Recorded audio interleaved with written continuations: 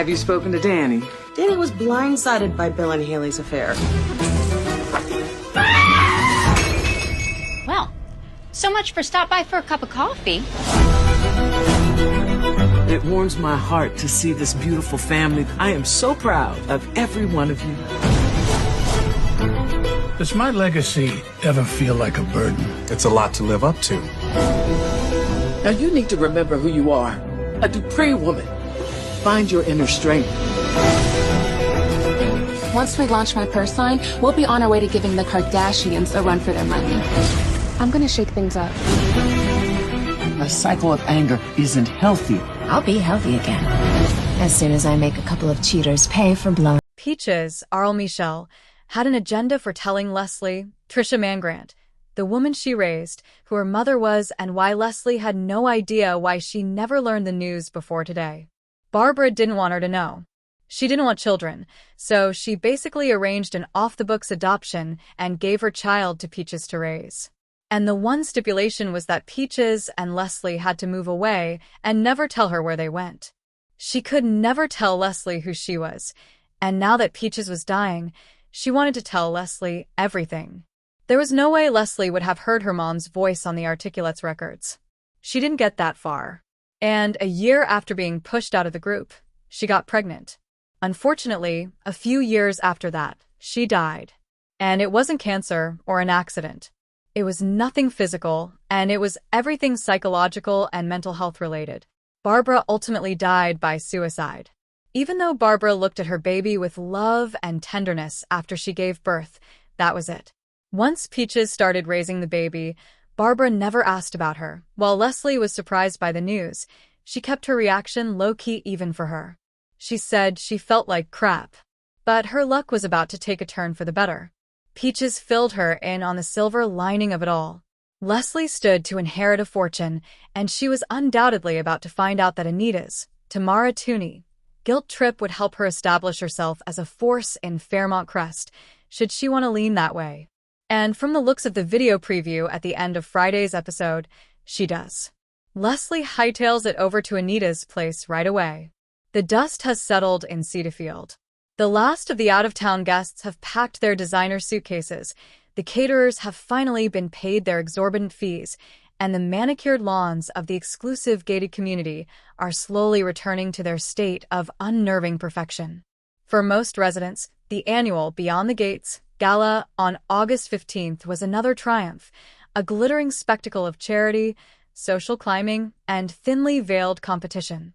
But for one woman, Anita Williams Dupree, the echoes of that night are not the pleasant hum of remembered champagne and laughter. They are the chilling prelude to a reckoning.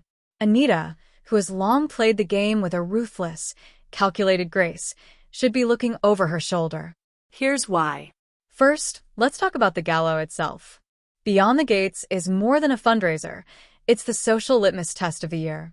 It's where alliances are forged, reputations are made, and, crucially, where secrets, once safely confined within the community's high walls, are most vulnerable to exposure. This year, the theme was Masquerade of Fortunes. The irony is almost too heavy-handed.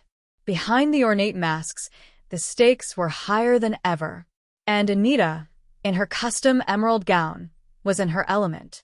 She was the queen of the ball, holding court, air-kissing cheeks, and making promises she never intended to keep.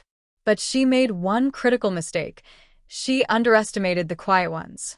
For years, Anita's power has been built on a foundation of carefully curated information. She is the unofficial archivist of Cedarfield sins.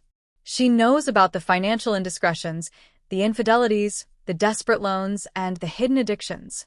She doesn't wield this knowledge like a bludgeon. That would be crude. Instead, she uses it as a scalpel, making precise, surgical cuts to ensure her family's social and financial ascendancy remains unchallenged. People don't cross Anita Williams Dupree because they know she holds the key to their ruin.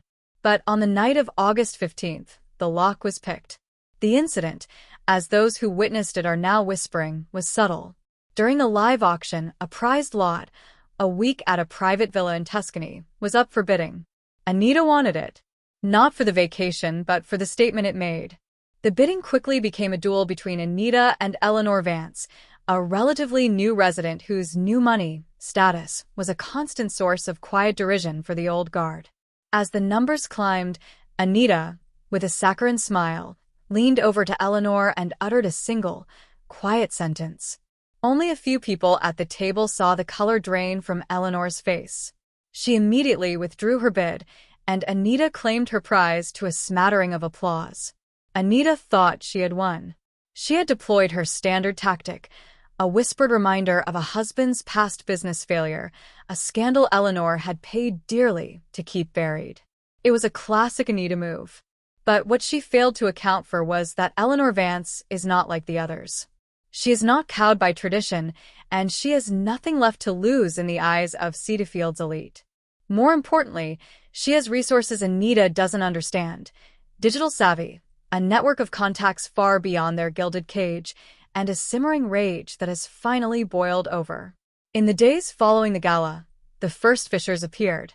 It started online, on the private, encrypted community forums where residents gossip with a false sense of security. An anonymous account, under the name Cassandra, began posting. Not wild accusations, but facts.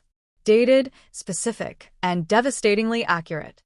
The first post was about the zoning variance Old Man Henderson secured through a well-placed bribe, a secret Anita had used for years to ensure his support on the HOA board. The post included scanned documents, a copy of a personal check, and a timeline. Panic, for the first time, began to ripple through Anita's inner circle. How could Cassandra know? There was only one person who connected all those dots. Then came the second post, this one concerning the Mitchell's daughter and the college admissions scandal that was swept under the rug. Again, documents. Again, a secret that Anita alone was believed to possess. The community is now a tinderbox of paranoia. The very weapon Anita used to control her world is being turned against her, and her allies are starting to see her not as a protector of their collective secrets, but as the single point of failure. They're wondering if their loyalty to her is worth the risk. The foundation of her power is cracking, but the real threat to Anita is not just the digital ghost of Cassandra. It's the physical world. Cedarfield is an ecosystem, and Anita has spent years poisoning its water. The young couple whose business she sabotaged because she found them socially grating? They're still here, and they've been quietly gathering their own evidence. The former friend she bankrupted in a shady real estate deal? He was seen in town last week, and he didn't look like a broken man anymore. He looked like a man with a purpose. Beyond the gates was the catalyst. It was the moment the mask, both literal and figurative, came off for everyone. It showed the community that Anita could be challenged publicly and that her invincibility was a myth. Now, the legal noose is tightening. The information Cassandra is leaking doesn't just cause social embarrassment. It hints at criminal activity. Conspiracy, fraud, obstruction of justice. Anita has always operated in the gray areas, confident that the collective desire to avoid scandal would protect her. But that protection is evaporating. People will happily throw her to the wolves to save themselves. A lawyer representing one of the affected families has already filed a discovery motion, and the documents requested align perfectly with the secrets being revealed online. Anita is no longer just fighting for